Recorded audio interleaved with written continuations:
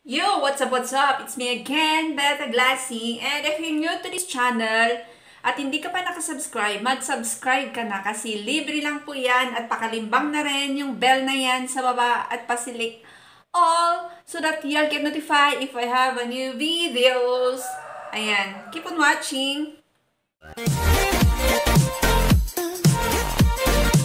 Yo! Welcome back to my YouTube channel mga kachorpang. Ayan, so may gusto lang akong i-share sa inyo about sa pag-i-invest sa mga alahas na it's very good to invest in jewelries. Ayan, kasi sumusunod yan sa lupa. Ayan, kasi sa mga hindi kayang bumili ng lupa na gaya ko, ayan, pwedeng sa alahas or sa mga jewelries tayo bumili one by one, or alam mo yon, yung slowly, paisa-isa, ipunin natin, and then pag marami na and mabibigat na yan, pwede natin ibenta para bumili ng lupa. Ganun yung isang strategy, guys, sa pag-invest sa mga jewelries.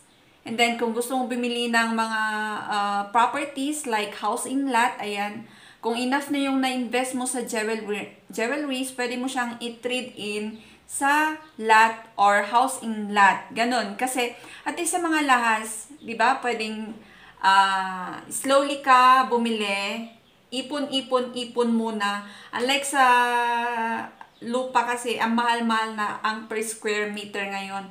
And pag bumili ka is, kailangan may instant cash ka na milyones. Ayan, kasi hindi biro yung presyo ng mga lupa ngayon. So, yan yung i-share ko sa inyo ngayon kasi may isa tayong kababayan nasa OFW siya, nasa Canada siya, which is ayaw niyang magpa-name drop, ayaw niyang i-flex ang kanyang pangalan or sino siya or yung photo niya. Pero yung message niya sa akin kasi nag-reach out siya sa akin sa Facebook ko. Although pala mga kachorpang, hindi ako active or hindi ako yung totally nag-public sa Facebook or sa Instagram or any other social media. Ayan, so nag-public lang ako sa YouTube. Ayan, sa YouTube lang ako nakakonsentrate. Ayan, kasi parang hindi ko na kayang mag-public sa Facebook and Instagram. Ayan. So, kung may mga message kayo is parang na-late ko na siya nare-replyan or nababasa. Alright? Parang hindi ko kasi kaya yung ginagawa ng iba na nagsasabay-sabay lahat, na nasa YouTube sila, nasa Facebook. Alam mo, hindi ko alam kung anong gagawin kong mga content. Parang sasakit yung ulo. Ayokong may stress masyado wala akong content masyado. Ayan. Sa YouTube lang ako nag-enjoy muna. Okay? So, eto kasi guys, it's like nangyari sa akin, ayan. Alam mo yun, parang nag-invest ako sa mga jewelries, slowly, ayan. So parang nagchichismisan lang tayo, no? Pero kung papakinggan mo at aaralin mo, may mapupulot kang tips para, para mamaya, ayan, hindi mo na mamalayan, nakabili ka na pala ng lupa. So sabi niya pala, i-flex ko yung message niya dito, Hi Ma'am Beth, lagi ako nanonood ng videos mo tuwing nasa work ako. May tanong lang kasi ipapadala ko yung ibang jewelries ko sa Pinas galing dito sa Canada. Mostly 18 carats and 21 carats. Tapos pinatimbang ko siya sa isang set is 141 grams. Wow! Ang heavy naman po, madam. Ayan, sumasabay ang manok time. 141 grams. Tapos, ng isang set din na magkakaibang style, 112 grams. Ito po yung tanong ko, pwede ko bang isang ng sabay sa isang pawn shop, saka kung ano yung pinakamahal na mag-appraise ng ginto. Ito po yung katunayan. Ma'am, baka kasi sabihin nyo na nagyayabang lang ako. Ito din yung ibang jewelries ko na diamond. So, i-flex ko dito ang kanyang mga jewelries na sinend kasi nag-okay naman siya na pwede ko siyang i-flex. Huwag ko lang banggitin yung pangalan ni Madam na nasa Canada. Ayan. Kasi grabe Madam. Bekenemen, tahagis. Sorry, sumasabay ng mga. Baka naman, Madam, pwedeng pahagis ng isang ano lang dyan, yung lightweight lang, 2 grams, 3 grams, ayan. Pwede yan sa LBC, charot! Ayan, so, ayan, ang tanong niya is kung pwedeng sabay-sabay. Yes, pwede pong sabay-sabay kung kaya ni pawn shop. Kung kaya niyang, kung may enough siyang cash doon na pambayad sa jewelries mo. Kasi yung alahas mo is mabigat na siya. It's like sabihin na natin itong 141 grams. 141 grams is sabihin natin 21 carats yan. I-times 29 natin. See? Abot na ng kalahating milyon, ma'am. Wow! Sana all. Sana all abot na ng kalahating milyon. So, depende yan sa pawn shop kung meron silang enough cash. So, kung hindi naman, is pwede mo siyang isanla sa iba-ibang branch. Ayan, iba-ibang branch. Hanggang ma-dispose mo siya. Ayan, kasi for sure, not enough. Yung kasi abot na tong kalahating milyon, ma'am. Ayan, so, ganun guys, kasi, yung jewelries ni madam, wait lang ha, papatahanin ko lang yung manok.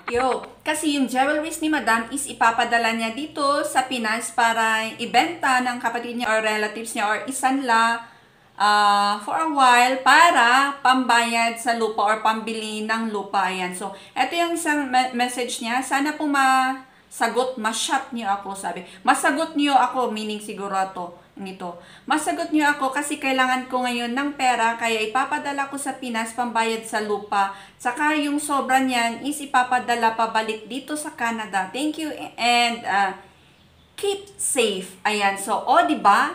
Ganun kahalaga ang pag-invest sa mga jewelries. Sa oras ng kagipitan, may madudukot ka. Unlike kung ibinili mo sa ibang kung ano-ano dyan, pag nagigipit ka, walang babalik sa'yo na amount kung magkaano yung binili mo dyan. Unlike sa mga alahas, is babalik sa'yo at may invest ka pa, may patong pa. Hindi lang babalik sa'yo kung magkaano yung capital na pinabili mo ng alahas mo. Ayun, so yun yung isang strategy mga kachurpang ha. Kasi hindi natin kaya bumili ng biglaan na instant lupa. Ayan. So pwede ka mag-invest muna sa mga alahas. Ganyan rin yung ginagawa ng iba eh. Sa mga jewelry sila, iniipon-ipon nila hanggang sa, ayun nga, madami-madami na. Ayan, gaya ni madam. And then, pwede mo siyang ibenta. Total mo, inabot na pala ng pwede ka na palang bumili ng lupa or house in lot. Ayun. And sana all, madam. And may isa pa siyang ayun nga, tama. Kasi may isa pa siyang sinabi. Mas maganda talagang mag-invest ng gold kesa diamonds. Kasi yung diamonds ko, nanghihinayang ko, mura lang pagkakabenta, pero mahal ko siyang binili. Yes po, madam.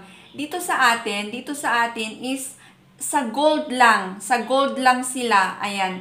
Yung ibang pawn shop, wala pang presyo yung diamonds eh. Kahit naka-intact yan sa jewelries mo, may diamonds siya, pero yung binibigay lang na presyo, pag kinuha yung alahas mo, is yung gold lang.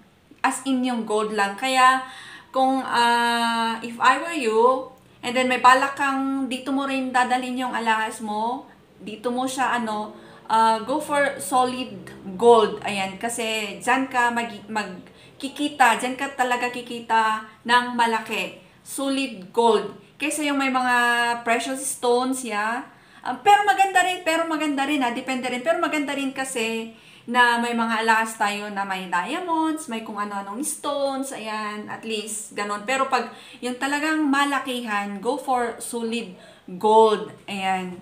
Okay? Ganon. And, yun, nanghihinayang siya kasi na mahal nga. And ang diamond is super expensive. Pag bibili ka, mas mahal pa siya ginto. Pero pag ibenta mo, i-dispose mo, ang mura niya, it's like yung bili mo ng diamonds mo, is ang babalik sa'yo is like kalahati or 1/4 pa lang. Ayan. Ano ba yan yung mga manok? So, yun. Thank you, Madam, for reaching me out and supporting my YouTube channel. Ayan, kasi nanonood daw siya palagi.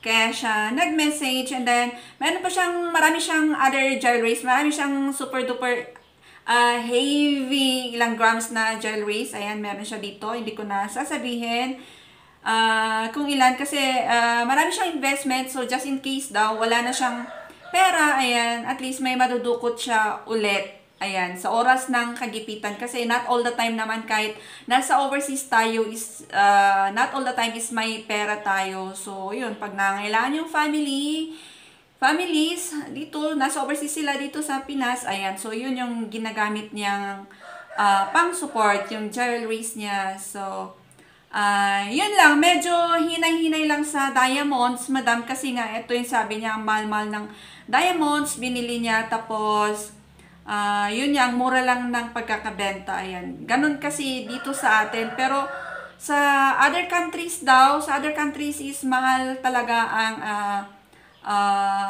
diamonds pag ibenta mo. Dito lang sa atin, once na dito ka sa atin mag-dispose ng alahas is go for solid gold.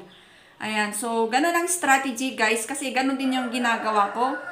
Pa isa-isa, pa lightweight, kahit lightweight yan na alahas, ayan, ipunin mo siya, and then pag may balak kang bumili ng lupa, ayan, pwede mo siyang timbangin lahat, ayan, di mo na mamalayan, aabot din pala yan ng milyon. So, ganun yung isang tips, ayan, so, happy investing po, ayan, so, gold is the best investment, ayan, lagi ko yan sinasabi, kasi, ayan, habang tumatagal, tumataas yung value niyan. Kasi, kagaya ngayon, di ba, tumaas-taas ang ang ginto. Ayan, so, yan yung vlog natin ngayon, mga ka-chorpang. Parang shoutout ko si Madam, and then, kinentuhan ko kayo. Ayan.